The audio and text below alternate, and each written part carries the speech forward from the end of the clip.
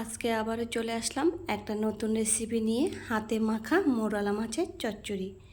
এইভাবে হাতে মেখে মোরলা মাছের চচ্চড়ি রান্না করলে এতটাই মজাদার হয় যে খাবারের থালায় আর কোনো কিছুর প্রয়োজন পড়ে না।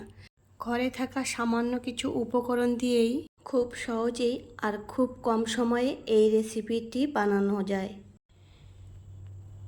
দেখতে কতটা লোভনীয় হয়েছে দেখুন, আর একটা মাছও কিন্তু ভেঙে যায়নি। আমি এখানে 250 গ্রামের মতো মোরলা মাছ নিয়েছি, সাথে নিয়েছি বেগুনটা আমি এভাবে লম্বা করে কেটে নিয়েছি, আর একটা আলুও আমি পাতলা করে লম্বা করে কেটে নিয়েছি, আর নিয়েছি একটা পেঁয়াজ কুচি, 4টে চেরা কাঁচা লঙ্কা আর সামান্য একটু রসুন কুচি, আর এখানে নিয়েছি সরিষা বাটা, আর নিয়েছি একটা কড়াইয়ের মধ্যে সব কিছু আমি এক এক করে দিয়ে দিচ্ছি। প্রথমে আমি বেগুন কুচি দিয়ে দিলাম, তারপর দিয়ে দিলাম আলু কুচি, দিয়ে দিলাম পেঁয়াজ কুচি,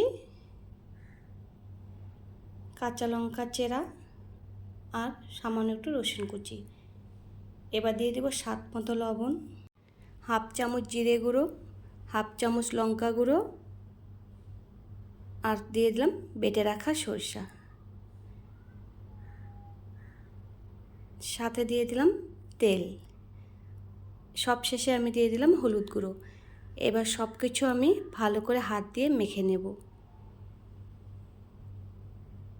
মাখার পর দিয়ে দিলাম ধুয়ে রাখা মাছের সাথেও আমি সব কিছু আবার আলতো হাতে একটু মেখে নিচ্ছি। এখন এর মধ্যে সামান্য একটু জল দিয়ে দিলাম।